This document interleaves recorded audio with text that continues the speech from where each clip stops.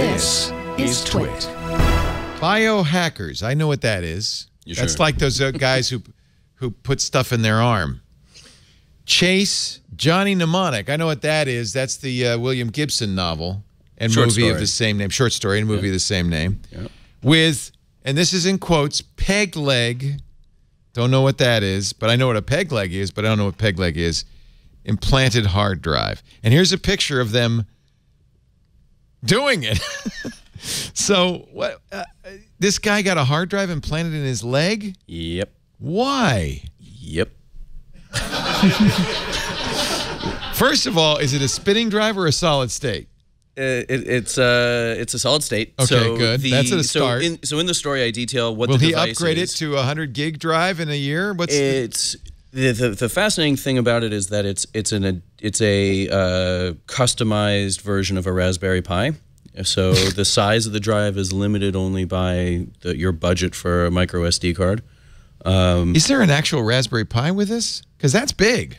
I don't want that implanted. Well, it's about the size of a mini candy bar, right? About inch and a half. Like the one you hand out at Halloween? Yeah, it's the Zero. It's the smaller. Oh, it's the Pi Zero. Yeah, it's the Pi Zero, so it's smaller.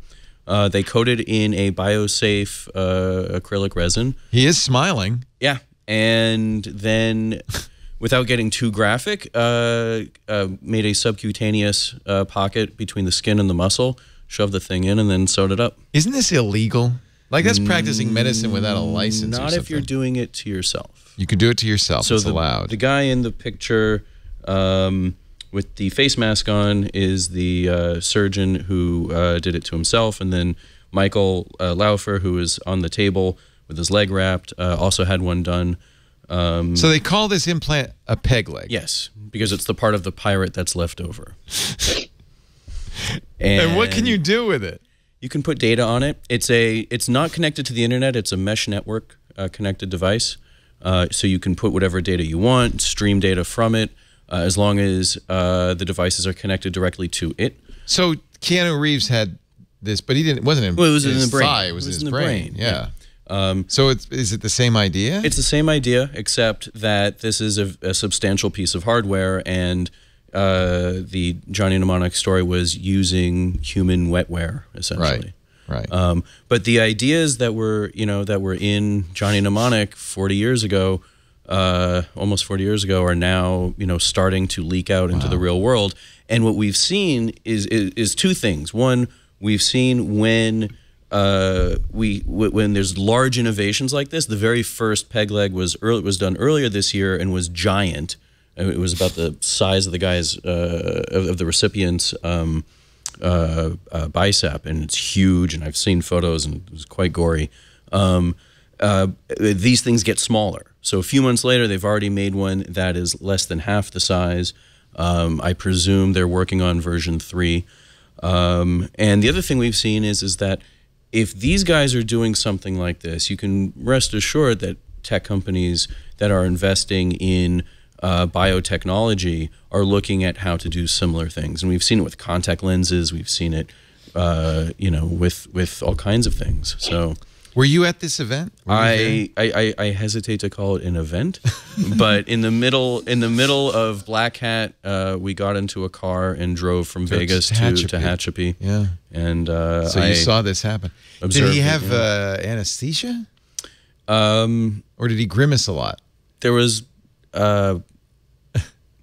It's gotta hurt. There was anesthesia of some kind. But again, do you have to do it to yourself? Like somebody can't help you?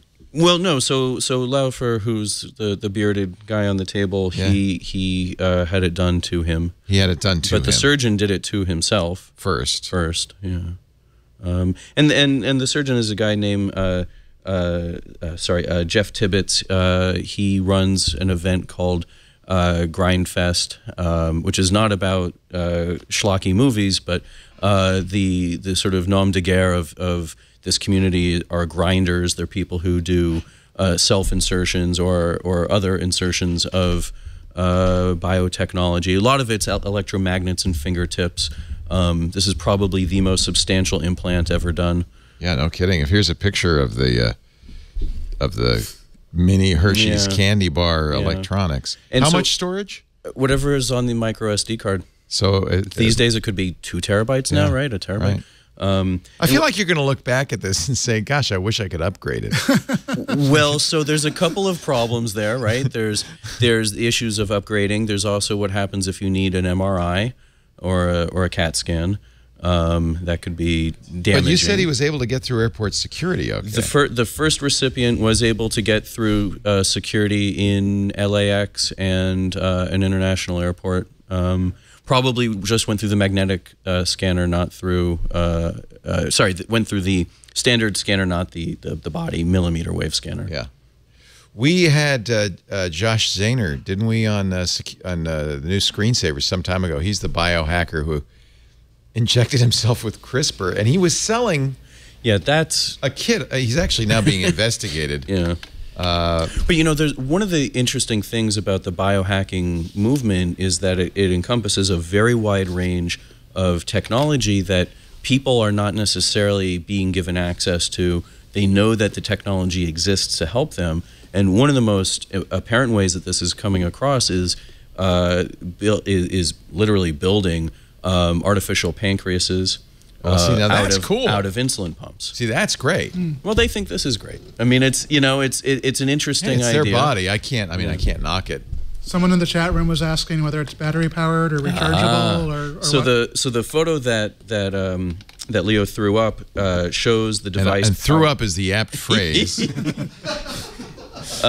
Shows the device on a wireless battery. And so when it's called a peg leg because it's in the leg, right below your pocket.